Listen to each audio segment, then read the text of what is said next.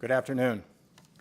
My name is Tom Nastic. I'm a public program producer here at the National Archives in Washington, D.C., and it's my pleasure to welcome you all here today to the William G. McGowan Theater, and also a special welcome to those watching us on the National Archives YouTube channel and also on C-SPAN. Today, our series of noontime author lecture and book signings continues with The Last Lynching, How a Gruesome Murder Rocked a Small Georgia Town, with our special guest, Anthony S. Pitch. Before we get to today's program, I'd like to tell you about two upcoming programs that will take place in this theater as well as on our YouTube channel. On Monday, May 9th at 7 p.m., we will screen the documentary film Lincoln's Greatest Speech, the second inaugural address. Joining us for a post-screening discussion will be the film's director, Ken Keebo, and Lincoln biographer Ronald C. White, Jr., on whose book the film is based. Following the program, Ronald White will sign copies of that book. And then on Wednesday, May 11th at noon, Ren and Helen Davis will be here to discuss and sign their latest book, Landscapes for the People, George Alexander Grant, first chief photographer of the National Park Service. This program is the first of several we will present in the coming months, marking the 100th anniversary of the National Park Service. To find more about these and other programs, exhibits, and events at the National Archives, please consult our monthly calendar of events. There are copies outside the theater, and it's also available online at our website, www.archives.gov. In The Last Lynching, Anthony S. Pitch makes use of almost 10,000 official documents from the FBI and the National Archives to reconstruct the tragic events that led to the 1946 murders of 4 African Americans on a bridge in rural Georgia, and the push for federal anti-lynching laws. Morris Dees, co-founder and chief trial counsel at the Southern Poverty Law Center, praised the book for containing, quote, amazing research on the barbarity of Jim Crow South and vigilante justice. And CNN's senior legal analyst Jeffrey Toobin said it, quote, tells a haunting story that sadly looks more relevant and new all the time, unquote. Anthony S. Pitch is the author of many nonfiction books, including Our Crime Was Being Jewish, Hundreds of Holocaust Survivors Tell Their Stories, They Have Killed Papa Dead, The Road to Ford's Theater, Abraham Lincoln's Murder, and The Rage for Vengeance, and The Burning of Washington, The British Invasion of 1814. He is a former Associated Press staffer in London and their broadcast editor in Philadelphia, a senior writer in the books division of U.S. News and World Report, and has reported from Israel and Africa. Following his lecture and Q&A, he will be signing books one level up in front of the Archives store. Would you please welcome Anthony S. Pitch back to the National Archives.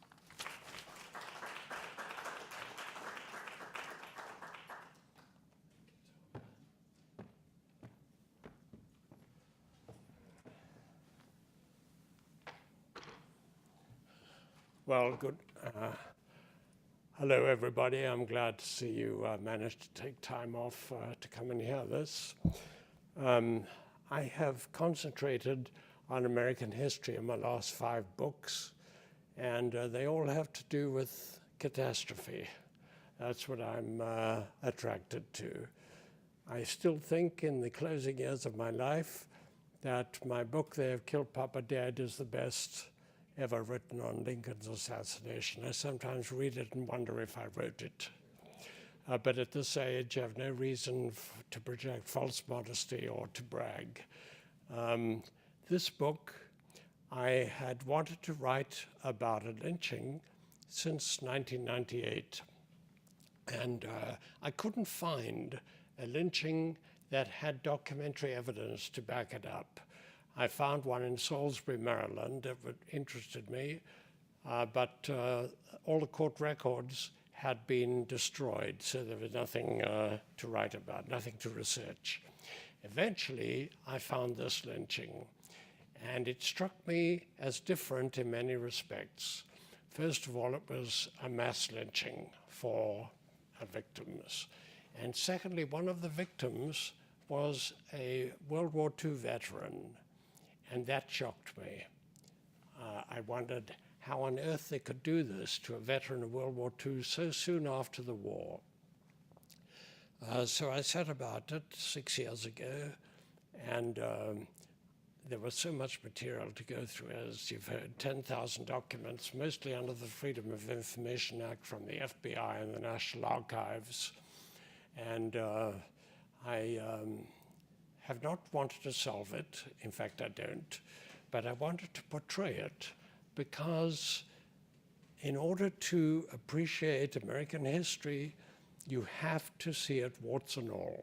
You have to see the glory of Washington and Lincoln and others, and you have to see the scars of the lynching and the evil side of life. Lynching would expose corrupt juries. It would show rogue actions. It would pit innocents against vigilantes. And there was so much that I wanted to tell on this. And that's why I decided to do it. I went down to Georgia to see the annual reenactment, which is promoted by an organization called the Georgia Association of Black Elected Officials. I don't approve of it. I don't sanction it. I think it's disgusting. But they have the First Amendment right, and people on the Morsford Memorial Committee who don't agree with it, they recognize their right to say it, and so do I. When I was there, I saw some terrible things. I was taken around by two guides. One happened to be a veteran civil rights activist who had survived a firebombing, jail, and other horrors in his quest to report and see these evil sides. He took me to the homes of some of the grandchildren of the suspects, and he said, "We will not stop here. We will go slowly, but we won't stop. It would be too dangerous." And my other guide was Rich Rusk. He was the son of the former Secretary of State, Dean Rusk, whom I'd interviewed 30 years earlier. And Rich is a clone of his father. He looks just like him, and he's as nice. And Rich took me around to many of the sites. We went to a church on a Sunday where many of the suspects had worshipped. And I wanted to see what it was like. And when we came out, the hood of his car was open. And he said, "Look, if anything happens to me, it was nice knowing you." Nothing, of course, did happen. And then I went around the cemetery and I saw the graves all tidy and quiet and neat of the suspects, and many of the suspects. And it was a revelation.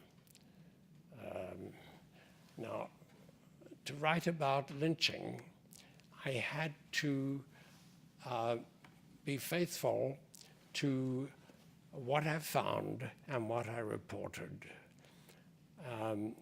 It was a horrible side of the history, but I had to do it. Our Constitution, the Declaration of Independence, says that everybody has a right to life, liberty, and the pursuit of happiness. And the Bill of Rights firmly says that everybody is entitled to due process of law. Well, these people were killed like wildlife. And they had no witnesses. They had no court trial. They were really treated with disgust and ignominy, and they were put down, honestly, like wildlife. That's why I had to report it. I use the N-word throughout the book. It's a degrading, ugly word that has no place in our modern lexicon. But I use it because nothing so portrays the past as the language in common use at the time. In other words, it is not words heard from our ears at this present time. It's what it was like at that time. To have glossed over it would have denied these people the right to show the slurs and indignities that they had to endure. And that's why I use it. I make no apology for using it. I had to show what it was like in 1946 in rural Georgia. And I use the word lynched throughout. Lynched, according to the dictionary definition, is a murder by mob action without a lawful trial. Now, Morris Dees, head of the Southern Poverty Law Center, asked me not to use the word lynched. And of course, I told the publisher that this was not acceptable, but I have no say. There's a publishing convention that the publisher has the right to set the title of the book. I would not have used it, but it was used by the court officials, the FBI, the White House, the Justice Department, journalists, all kinds of people. They used the word, and therefore I used the word. Now, that was by way of introduction. I said about this, and as I said, it took a long time because there were about 10,000 documents to go through. On the 25th of July, 1946, an agitated farmer telephoned a deputy sheriff in rural Georgia to report that 4 blacks had been dragged from his car and murdered. They were shot. When the word reached the sheriff, he first continued on with his meal until he'd finished, and only then joined the deputy sheriffs for the ride out to the crime scene. When they got to the bridge at Moore's Ford, they walked down to the thick undergrowth near the lazy Appalachian River. That's when they saw the stiffening bodies of 2 men and 2 women. They had been shot multiple times, leaving ghastly wounds that shredded their flesh and cracked their skulls. Nobody had tried to run, and many of them were shot as they lay down. The lawman was so overwhelmed by this sight that they raced back to Monroe, Georgia, to summon a coroner's jury, leaving the crime scene unprotected. They came back with the jurors and the farmer, Loy Harrison, who'd been driving their victims. And he said that about 24 anonymous armed men had ambushed them at the bridge,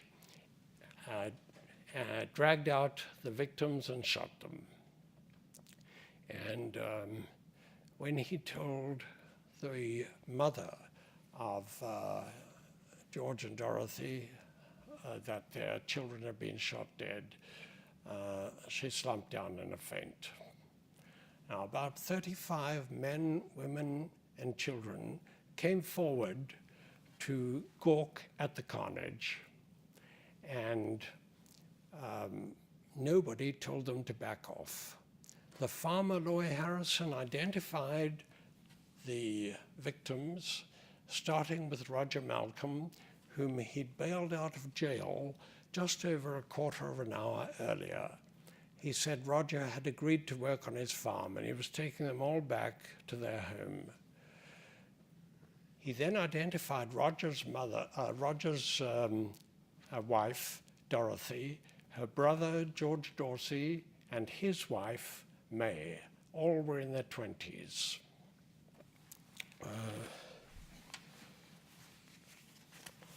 I should have said earlier that I had a stroke recently, and it affected my balance.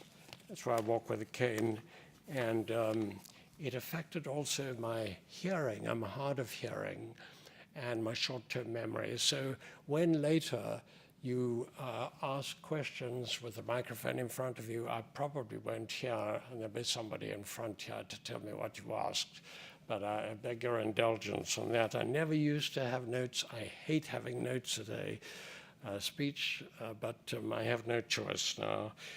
And so the jurors cut the ropes which were tying the males together, and they pocketed segments to take home as keepsakes. The bailiff even took home as a souvenir a bullet taken from one victim's abdomen.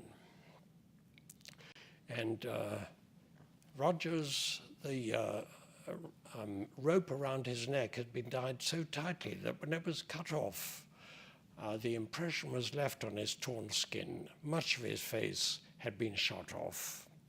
Groups of onlookers rushed forward to grab souvenirs, even as the 4 victims were taken off to a funeral home.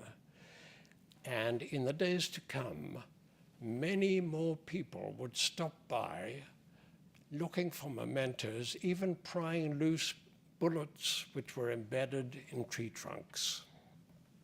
A few days earlier, Roger's grandmother had taken the black undertaker aside and said if anything happened to her grandson, she wanted him to look after the body. Now that same grandson lay stretched out in front of him, awaiting the respect he'd promised the elderly lady. There were, at that time, the radio airwaves crackled that night with reports of what had happened, of the massacre.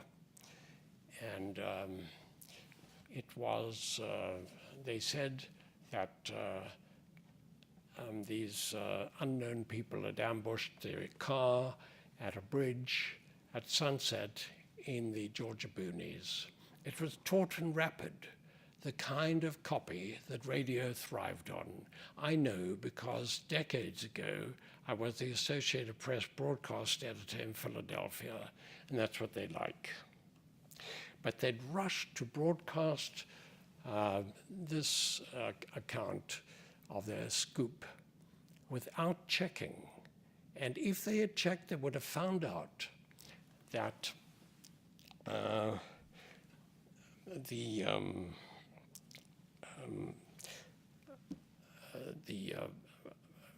what is his name, Loy Harrison the farmer, was not a kind farmer as they described him. He was, in fact, he had a long record of criminal activity, including time served in the penitentiary. And he was known as a ruthless employer who had a long history of repetitive brutality and frenzied violence towards black men and women. He owned a nearby farm, which he operated untrammeled, just like a feudal lord swaggering over peasants as docile as serfs. The crime took place in a small Walton County seat of Monroe. It was such a small town that a visitor could drive a car down the built-up area of the main street in slightly longer than it took to fill up the car's tank with gas. There was a sense of languid ease to this urban center for the surrounding farming community. The red brick county courthouse overlooked the town with aging authority, as if mindful of its role as the keeper of a settled way of life.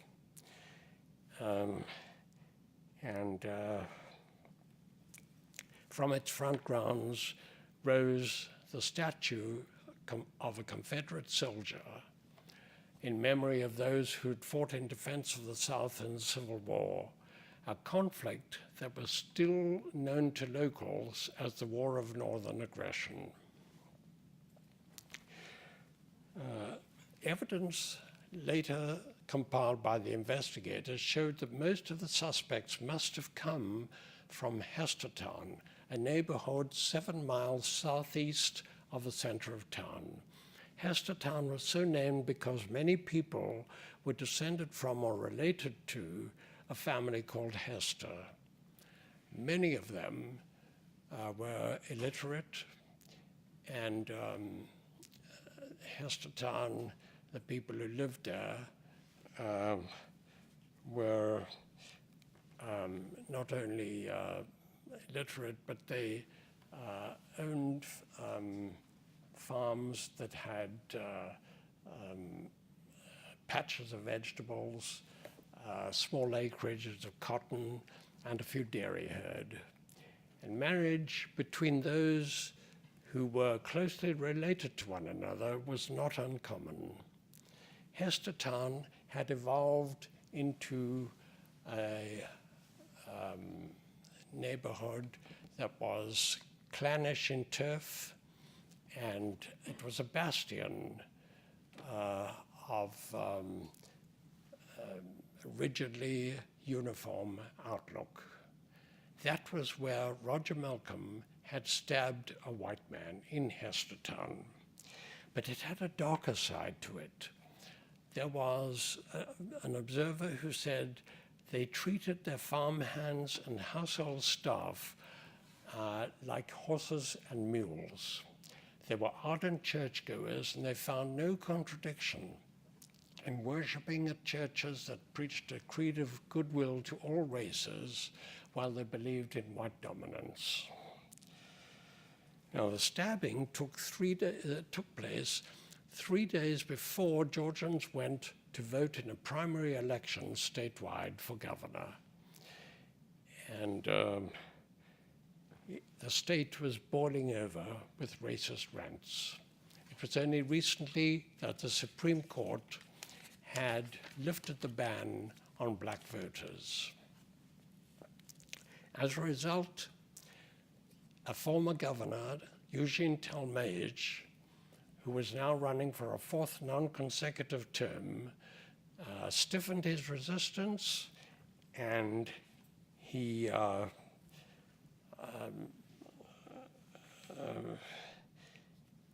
was the kind of person who incited boisterous crowds to the edge of reckless enthusiasm. He made no bones about where he stood. He presented himself as the white people's candidate who used the N-word often. And he said if re-elected, he would reimpose the ban on black voters. That kind of person. And worse still, his followers disenfranchised tens of thousands of black voters on the grounds of literacy or competency to vote.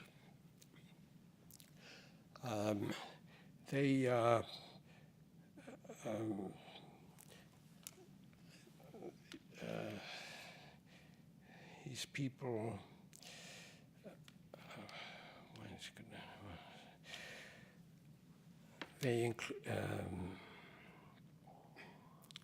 one of those moments when I have a blank. Roger had been in jail for a week, languishing there, and he told the man who had raised him from childhood that he did not want to get out because he was afraid of what they would do to him. Rumors swirled that vigilantes would break in and take his life. But Roger had stabbed a white man, and in Georgia in 1946, he may as well have committed suicide. One local observer said that, quote, if a black man got involved in an altercation or an encounter with a white man, it was the same as a death sentence against him. But everybody was duped into thinking that everything was fine and okay. The lawyer Harrison told his passengers to go and shop in Monroe and meet him back at the courthouse at 5 o'clock in 2 hours. They went away, he said, happy and contented that Roger would soon be bailed out of jail. He himself, he said, occupied the 2 hours by trying to get his car repaired, greeting a few friends, doing some grocery shopping, and swapping small talk with friends at the town's ice plant. His movements seemed to be routine and harmless. But as he took them back, he said he thought they had been drinking although autopsies later proved otherwise. He said they were talking louder and quicker than they used to, but they all seemed happy and contented. A quarter of an hour later, they arrived at Morsford Bridge, a single lane going over the bridge, and that was when Harrison said that anonymous people ambushed them, and they asked everybody to put their hands up, and then they dragged out the two black males, roped them together, dragged them down to the undergrowth near the river. And then Harrison said he thought he heard Rogers say, "My time done come." One of the women, according to Harrison, recognized an ambusher and yelled out his name. And so anonymous men then grabbed the two women, dragged them out and hauled them down to where their mates were, and they were all butchered by gunfire. Harrison said he didn't recognize any of the ambushers, nor could he remember the name of the ambusher yelled out by the woman. So they let him go, and he fled back to a store to telephone the deputy sheriff about the massacre. Now, as you can imagine, this slaughter created national headlines and then international headlines. Even more so when they discovered that one of the victims was a decorated veteran of World War II, George Dorsey. Outraged veterans cried out for justice for the loss of one of their own. And people asked how it was possible that the barbarity of the enemy in World War II could have found a place in the land of the victors. 30,000 letters of protest and anger flooded the White House, the Justice Department, and the FBI. And one black veteran said that he and people of his race wondered whether the sacrifices had been worth it. A letter arrived at the White House from a black preteen in the West Coast, and she said her people had fought and died for America, as well as any other tribe. In the US Senate, Southerners grouped together in beleaguered defense. They accused outsiders of trying to make political capital out of this crime just because blacks were involved and it happened in the South. They said that crimes of equal brutality in other states were never given as much publicity. President Harry Truman expressed horror, and the Attorney General ordered an immediate and a full investigation by the FBI. There was a White House vigil of people who protested this brutality. They stood in front of the White House, and in distant San Francisco, people of both races marched silently down the main street, Market Street, holding placards. One of the placards read, Guadalcanal 42, North Africa 43, Germany 44, Okinawa 45, Monroe, Georgia 46. The nation erupted in fury, demanding the immediate arrest of members of the lynch mob. Now, the FBI had been held in high esteem at that time because they had finally brought to heel the gangster Al Capone, the bank robber John Dillinger, and other crooks and mobsters.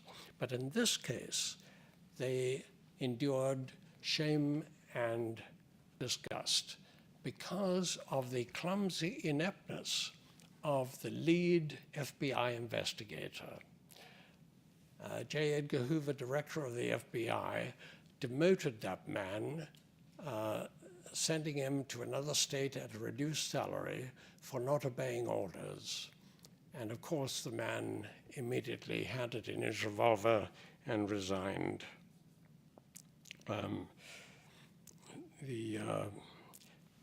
But in the meantime, 39 hours had expired before a pair of FBI agents arrived at the scene of the crime. And in the meantime, literally hundreds of people had come in to take away much of the evidence. The proof of their presence was a flattened brush, their footprints, and the tire marks. 20 agents, FBI agents, arrived at Monroe to investigate, and that was equivalent to a mid-sized FBI field office. It was a clear indication of the priority which the Justice Department gave to a quick resolution of the case. But the FBI had to go in pairs for their own protection. They were looked upon as interlopers who should mind their own business and not meddle in local affairs. And the whites, saw them as a threat to a fixed way of life that had barely changed since the Civil War. The KKK had been active a decade earlier in Monroe and the vicinity, and now they were busy recruiting new members. So they closed ranks, the whites. They didn't say very much, little or nothing.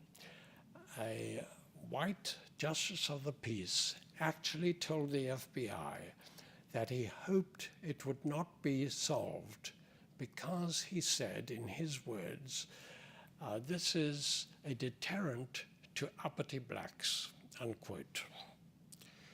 They even slandered the FBI, accusing them of barging into homes of partially clothed women and threatening them while they searched for evidence. They refused, many of them refused to sign their statements to the FBI or deliver up their guns, and the FBI had no jurisdiction to demand otherwise. Few farmers disguised their belief in white dominance or tempered their feelings with ambivalence. Now, the black sharecroppers and the household staff were no different. They said little or nothing. They were terrified. They were intimidated and threatened. They were scared of reprisals. And they said that even those who were brave enough to blab to the FBI said there's no way they could talk in an open court and give testimony.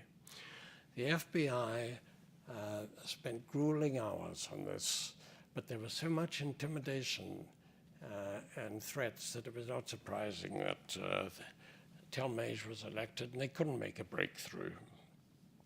Now, they were stymied from the beginning because in order to get jurisdiction, the FBI had to prove a conspiracy between the killers and Georgia state officials or Georgia lawmen. Failing that, they wouldn't have jurisdiction, and they couldn't demand that these people sign their statements or deliver up their weapons. So they were working really with their hands tied behind their backs. They knew, it was obvious, what time Harrison and the sheriff and his deputies would bail out Roger from jail. And they also had time enough to round up a posse of vigilantes to tell them the approximate time that Harrison would arrive at Moore's Ford Bridge. But one of the investigators wrote to Washington, the FBI headquarters, and he said that their stories were holding up. Harrison and the sheriff's stories were holding up, and all of them were plausible. Now, to us, it may seem ridiculous, but that was what they reported. The Georgia Bureau of Investigation would normally have investigated a state crime like murder, but they didn't have the staff or the skills, they didn't have the resources or the manpower to do this, so they deferred to the FBI, which was much superior to them in all those fields. And as time went on, the FBI was accused of bungling the case. Fury turned to ridicule. One newspaper even accused the FBI of capturing the most elusive criminals, but they couldn't even track down a few backcountry Georgia murderers. J. Edgar Hoover simmered. In one of the letters, he wrote to his inner circle that, quote, "We are doing all or most of the work, but when the time comes for the case to be broken, some Georgia politician is going to do all or most of the talking." In other words, he said, if the case is lost, the FBI will get the brickbats, and if the case is won, the FBI will be out of the picture. It was a case of damned if you do and damned if you don't. J. Edgar Hoover let this case go on for 4 months after the massacre. And the reason was he thought that in that time, one of the mob might break ranks and name a state official, which would give the FBI, the conspiracy, the jurisdiction that they needed. And he also thought that the power of an oath had a very, very strong appeal to the suspects. In other words, they might say things that they would otherwise not disclose, and a good prosecutor might even trap them into saying things that they didn't want to say. The same applied to lawyer Harrison. They were hoping that he would be forced to say something more than it already said about what he did in the time between bailing out Roger and arriving at the ambush scene. They were hopeful that a grand jury might have this kind of effect on the principal suspects.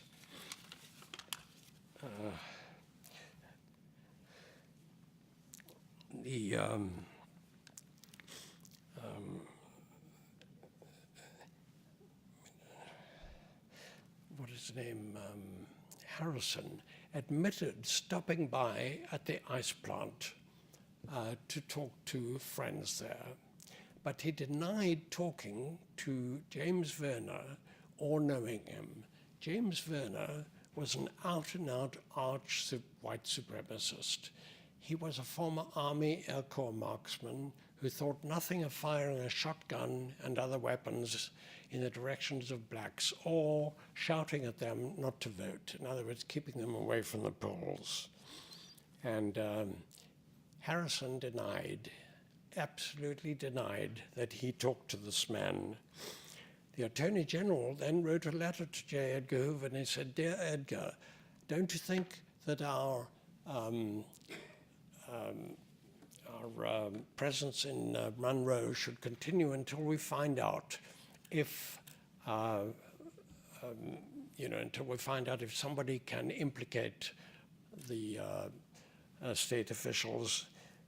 And Hoover agreed. And then the Attorney General said, "Let's have a grand jury." Hoover bowed to rank, and he told his subordinates that they would be having a grand jury. Now, that grand jury met for 16 days in December of 1946, and they were made up of 21 whites and only 2 blacks. And it was 4 months after the massacre, so they'd be given a lot of time to get evidence. But they delivered a verdict that was unanimous. They didn't identify anybody, nobody at all. And this was, as you can imagine, a great shock to everybody. They only indicted one man for perjury, and that charge was later withdrawn. So in other words, everybody went free. Now, the repercussions were horrific. A 19-year-old black man called Lamar Howard insisted on testifying at the grand jury, even though he was putting his life on the line. Documents that I managed to get declassified showed that he had told the grand jury that he saw Loy Harrison deep in conversation with James Werner less than an hour before the massacre. He was adamant on that. And then he said he saw James Werner carrying 2 pistols to the ice plant shortly before or shortly after the massacre. That was really putting his life on the line. James Werner and his younger brother Tom Werner, 2 weeks later, arrived at the ice plant, and they took Lamar Howard aside and said that they wanted to know what he told the grand jury. They took him to the back of the ice plant, to a cow shed, and there they beat him with clenched fists. They rammed his head against the wall, and they hammered him with a loaded revolver. His clothes were blotched red from the beating, and his sockets of his eyes were pummeled purple. But he didn't say anything about a gun because he was afraid that if he did, they would kill him. The Werners, on a tip from some unknown person, were arrested by law officials and charged. In the meantime, when Lamar Howard got home, his brother was looking out the window and he said, "Mama, what's wrong with his face?" She jumped out of bed and she said, "What's wrong?" And he said, "I got beat up a while ago." "Who did it?" "Mr. James and Mr. Tom did it." "Why?" "They beat me up because I wouldn't tell them what I'd told at the grand jury." So they were arrested, and meantime, a white farmer, they were charged with assault and battery, and meantime, a white farmer had told the black undertaker who'd seen to the corpses that every black person who had testified at the grand jury or who was going to give evidence at the trial of the Werner brothers should exile themselves from Georgia. Otherwise, he said, they would all be found shot.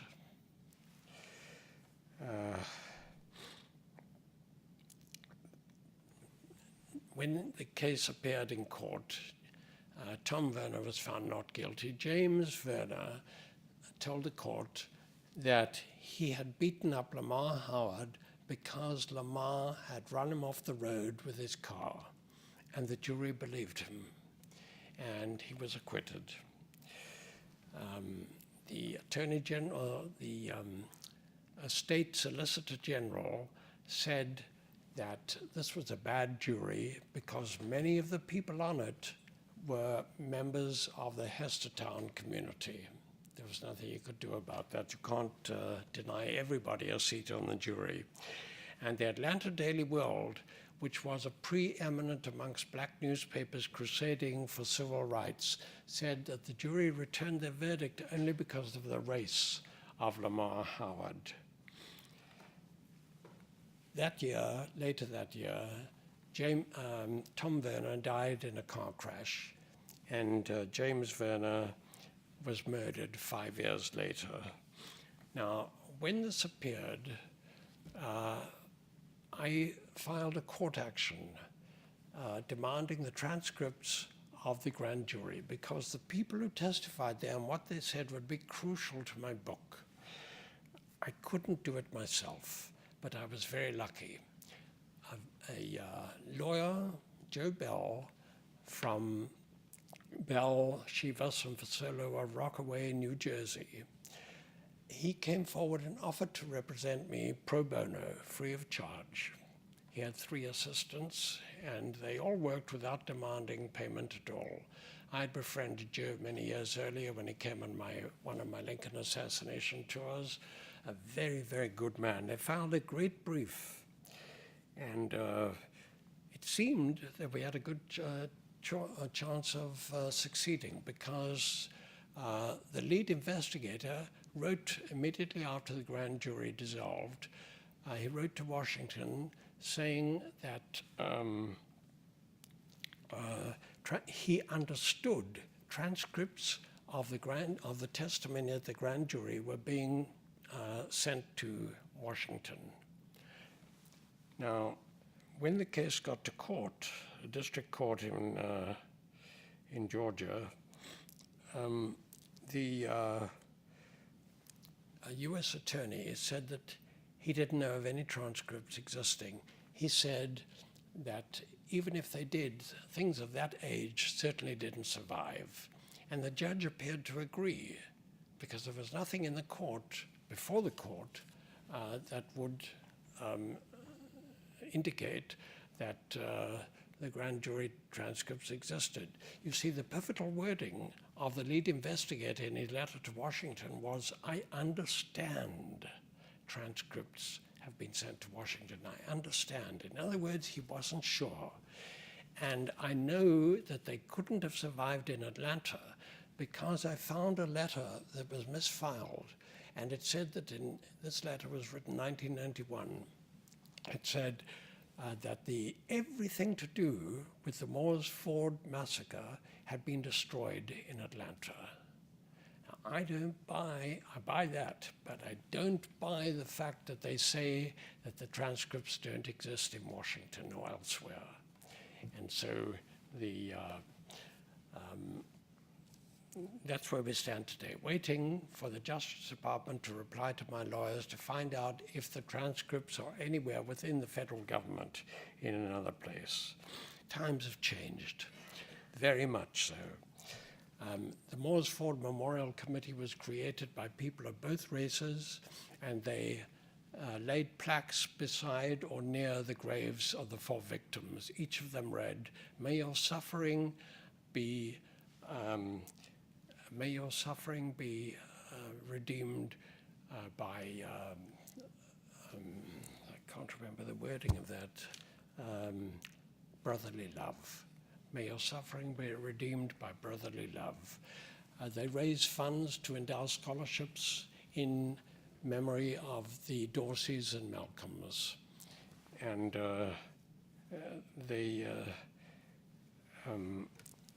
attitudes have also changed since then.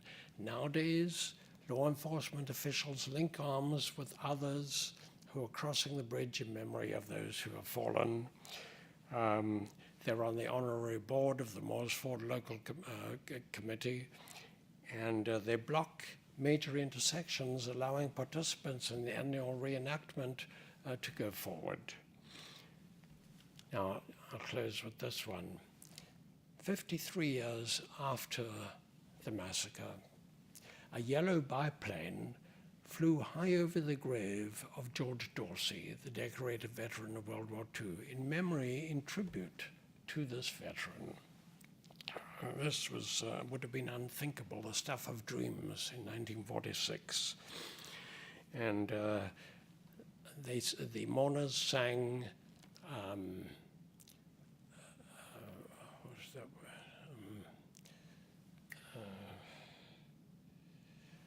I can't remember the name of that song, oh, for goodness sake. It's,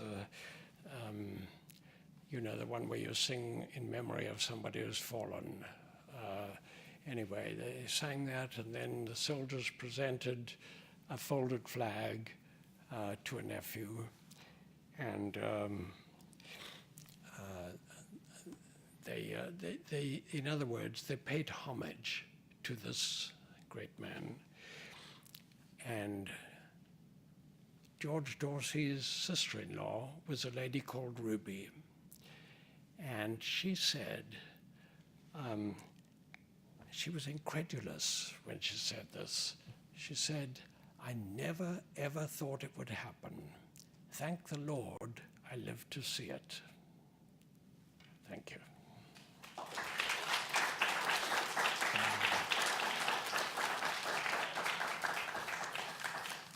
for a few questions. If you would please go to the microphones in either aisle, please.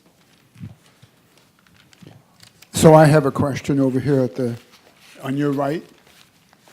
And I think it's a great story, I've been aware of it for a long time, especially the great story being the Moores Ford Committee. But I have a problem with your title. You say the last lynching. Well, what would you tell to the family of Mac Charles Parker in Mississippi, or of Emmett Till, or of the 3 civil rights workers murdered in Neshoba County? Don't those, at least 2 of those 3 incidents, don't they count as lynchings? And aren't they in the 1960s? You are absolutely right. Absolutely. I know it wasn't the last lynching, it was the last mass lynching. And I also know that it didn't rock a small Georgia town only. It rocked a nation, and it created international headlines. I put this to the publisher, and a publisher has the right to choose the title. And they said that the word mass, gruesome mass lynching, would describe how it differed from all the others. Now, it doesn't differ much from those 3 civil rights workers who were murdered in the 1960s. That's 3. But that is what happened. The publisher chose the title, and I had no recourse to change it. You are absolutely right.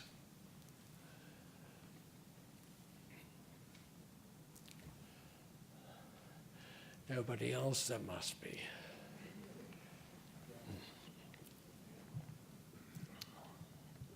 Tony, I wonder if you could put things in perspective.